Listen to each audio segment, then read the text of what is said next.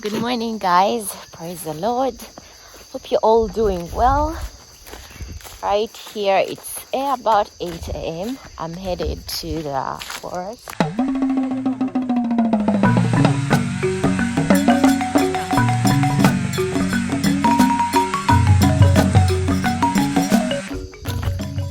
Today we are harvesting eucalyptus trees so that we can continue doing our farm projects that need wood, because we have quite a lot that we haven't yet done. So we decided to cut the trees today. They already started at around 7, and I am going to go see what is going on. And the reason we are cutting these trees right now is because, like I told you, our forest is not next to the farm, and the path to the farm and from the forest is actually, this is the path. It's near people's gardens, and already you can see people have tilled their land for the next planting season, which is almost starting, because even the weather is gray. So once it starts raining consistently, the path will be difficult, it will be muddy. The people carrying the wood, it won't be easy for them, and also we don't want them to destroy people's gardens once people have sowed. So that's why we are doing it right now, so that by the time planting season starts and rain starts raining consistently, we have all we need, so that next time we need anything, we'd have to wait till the next season. So I'm here, guys, and they've already cut. My goodness, all the trees on this side have literally fallen into our neighbor's farm. It's a non-issue, although we have to repair with the boundary. We've already smacked his farm. That's what happens anyway. But they are good neighbors, and it's normal for this to happen. These have been caught. This is normal, although you have to repair in the person's boundary. This is the size of the tree, one of them, and another.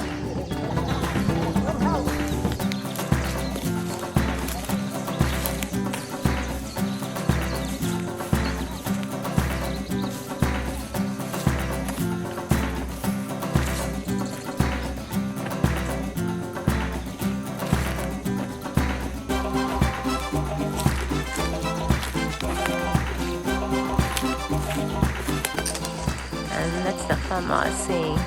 Some trees have fallen there and broken the boundary, but that's cool, we shall repair it. And right there is the pond. So now we are here. All these trees, wow, they've actually cut all the ones that were here. These are the ones remaining.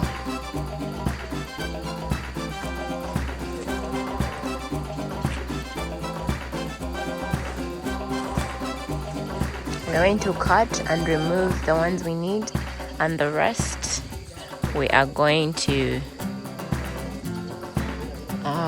use them here. People use them for charcoal, so the rest, whatever we don't need, we are going to sell, because this whole piece of land, it's quite big. We want to use it for planting our pastures and our food.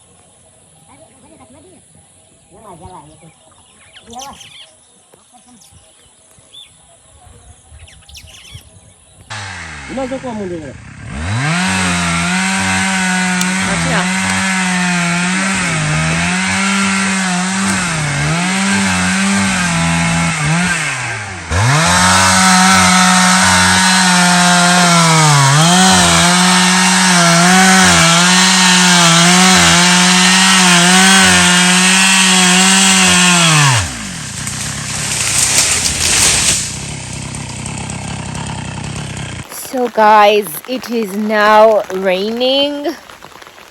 We have decided to leave the forest. I have decided to leave the forest, go back home, because this rain, finally I wanted it to rain, has eventually rained. So today's work is on pause. We'll return later. We have foraged yams and goats. We have foraged yams from our forest garden, and also our gifted jackfruit. And I found berries, and I'll be planting some in my own garden. Yeah, but now it's raining and very cold. So today I am armed with a pickaxe and a spade. I'm digging a compost pit. Forgive my breath. Working the land is not an easy job. I'd already started digging it previously, but now I'm almost done, just to level it. I am doing 2 feet, between 2 feet to 3 feet. It's a bit slanty where it is, but the shortest part will be 2 feet, and then the rest will be more than that. A good compost pit shouldn't be less than 2 feet deep, and also the width shouldn't be less than that. If it's too short, then it will smell. There won't be enough airflow. And if it's too deep, then still it won't have enough airflow. So you need it to be between 2 feet and 3 feet, and also not more than 4 feet wide, between 3 feet to 4 feet. So it's where I'm at. I've been at it. This is day 2.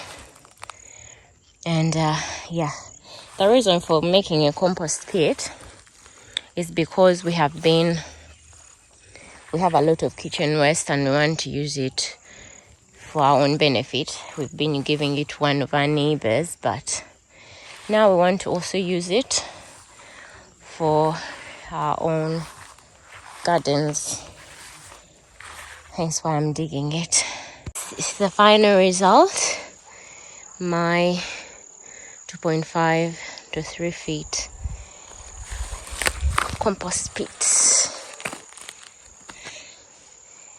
It wasn't easy, but it was worth it.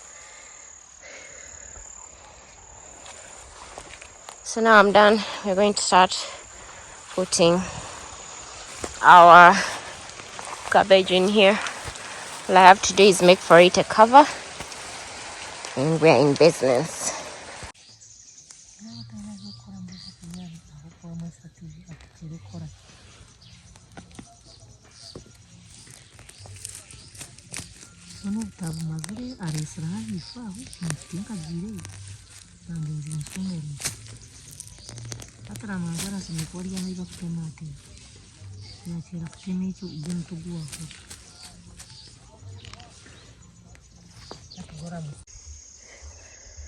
Today we are finally working on this boundary and enclosing this place. I really was looking forward. This is one of the areas I wanted us to enclose.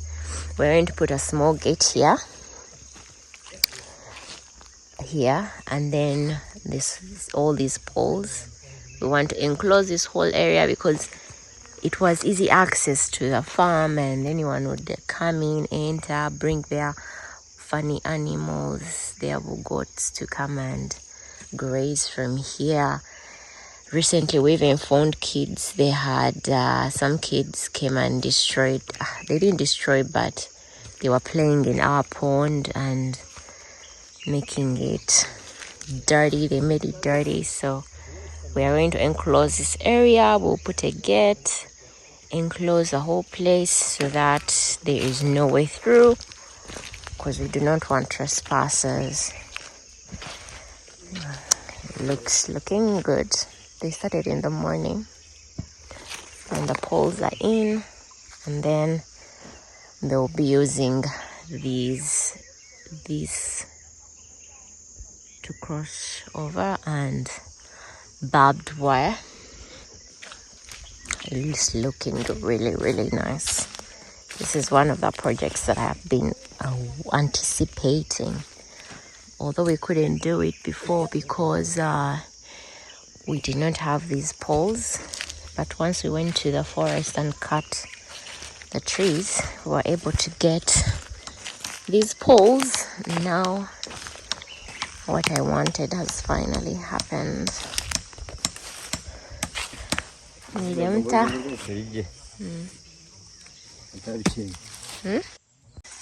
This area, all these poles, these are all the old poles. They are all rotten because this whole place is wet. It's really wet. The rain hasn't even rained for long, but this is the swamp area which has the pond.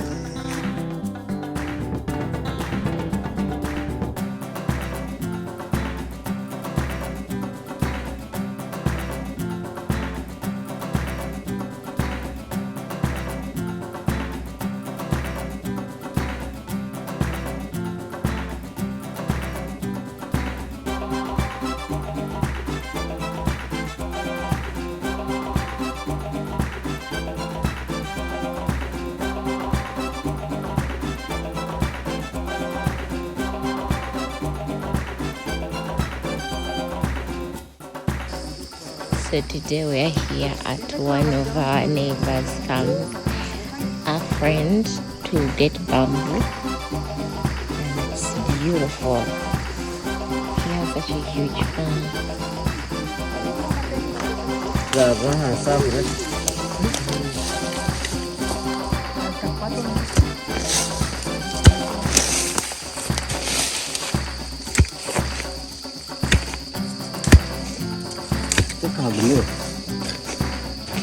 Corra che sta da me. Se corra.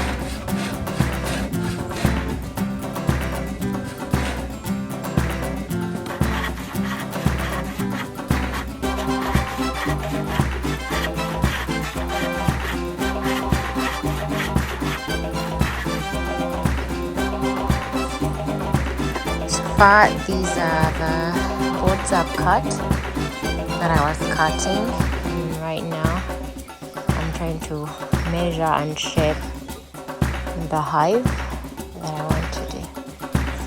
One of our neighbors had beehives next to our fence. He removed them and he transferred them to his place. So I decided, why not make myself a beehive? You know, I've never done this, so this is a DIY project. I'm making a KTB, that's a Kenya top bar beehive. There are so many bees right now loitering, some are lost ever since that guy shifted his bees. So I'm using this opportunity. Once I finish my hive, yeah, I'll set it up and give them a new home, all those that are loitering, and get my own honey. For this whole area, our area, even in the forest, there are so many wild bees just loitering. Because the area is really good, there's lots of plantation, forest, there's lots of water. It's a very conducive area to have an apiary. So I'm starting my mini apiary with few beehives. I'm going to start with this one. Once it gets colonized, then I'll make another like that. But this is my first ever project using minimal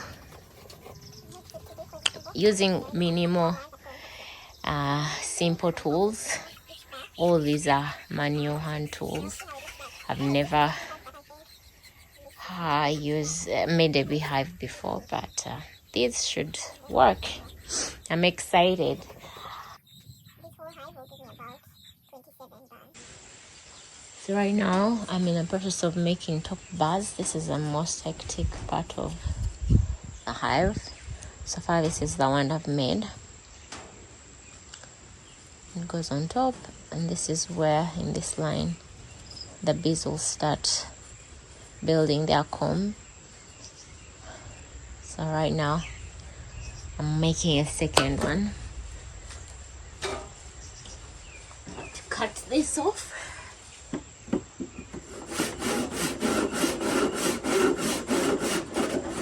I have to make all these so that it can go down here and fit in like this. I have to make up to here. Now on the second one.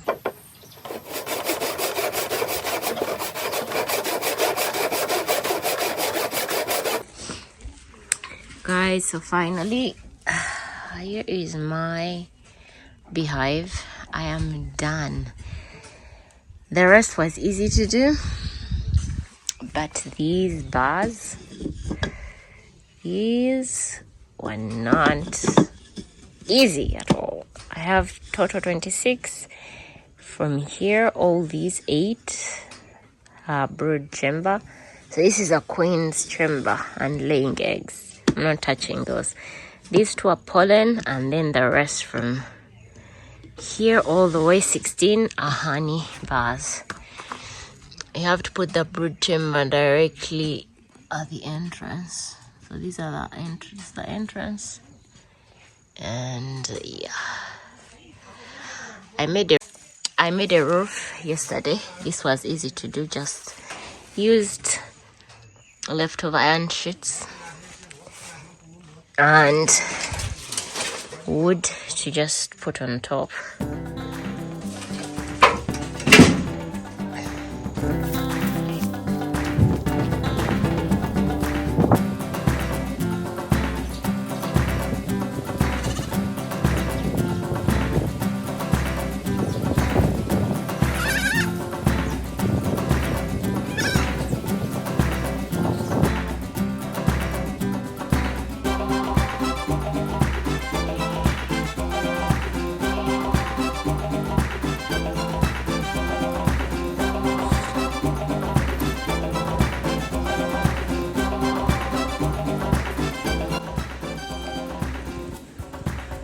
Guys, this is my gazebo right now.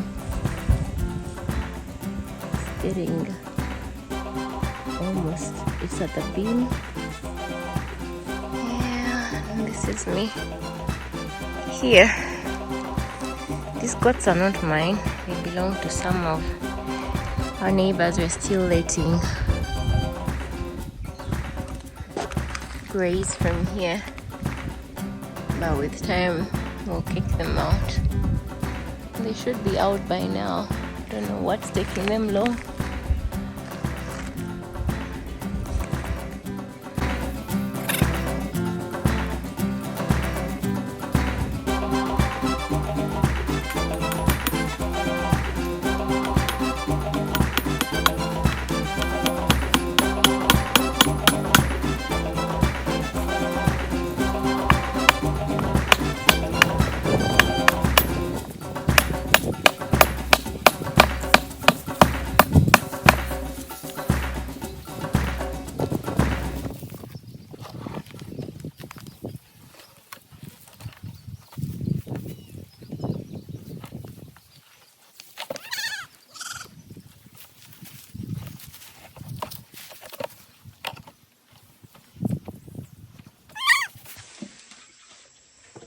So right now I just melted these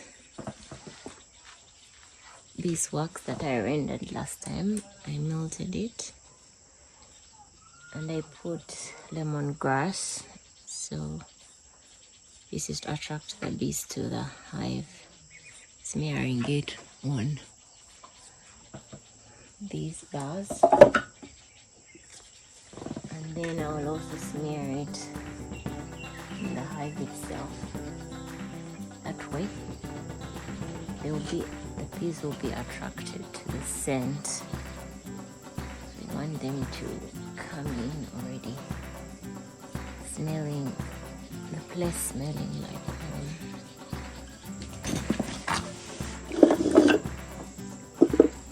The way I rendered my own beeswax, it's very simple. I don't have bees yet, but I got from one of my neighbors at the beehive near our fence. So I asked him for the bee comb, the honeycombs. So you get those honeycombs, put it in a mesh or net or milk cloth, and then you boil hot water, you place it in the hot water. Those that honeycomb will melt, and once it melts, the debris, the dirty part will stay in the net, or in the milk cloth and in the water. That oil, it will look exactly like this yellow, dark yellow. It's what stays in the water. So you remove the water and you let it cool. Once the water cools, the beeswax will remain on top and it will thicken. So all you do is break it and store and use it for so many things. Right now I'm using it for attracting bees to this hive.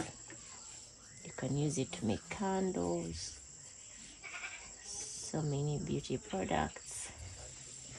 There are very many uses for beeswax.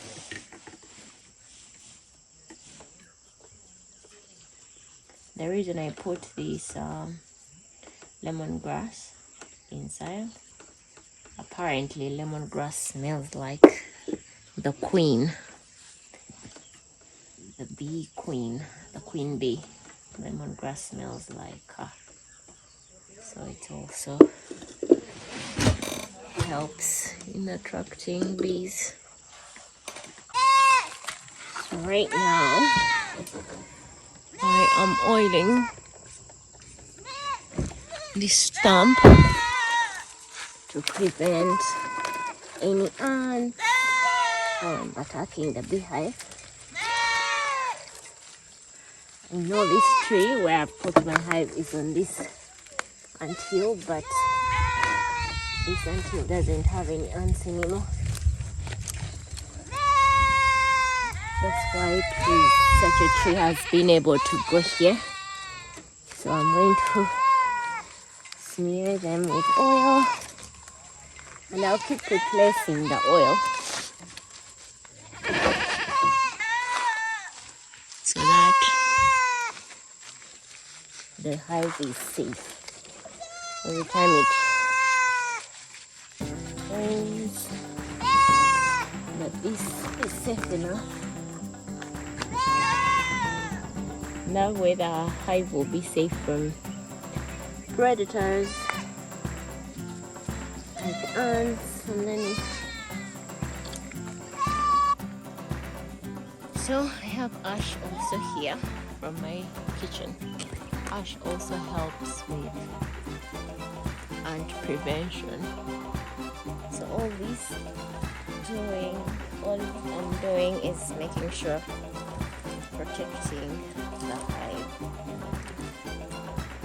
in case of any ants that eat bees. Prevent them from attacking our hive.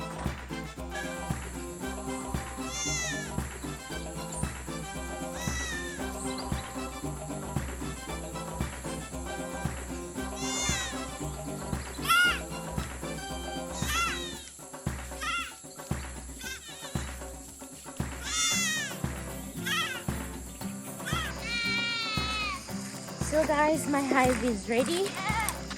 Time to assemble it.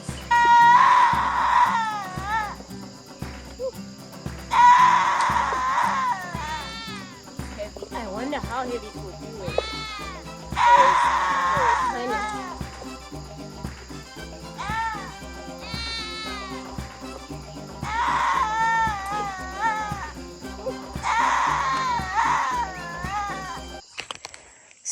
This is the final project of the beehive, already set up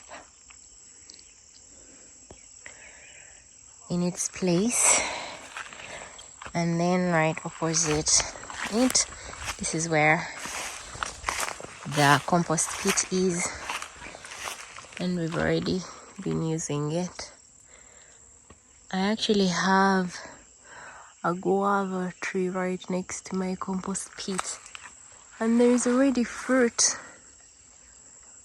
Can't wait. And this is how far we are with enclosing this place. Very nice. And this is so far how my gazebo looks like. Still roofing needs to be done, but this is how it looks like now. So yeah guys, this is the end of this video. Thank you so much for watching. Don't forget to like, comment and subscribe. We'll see you again next week.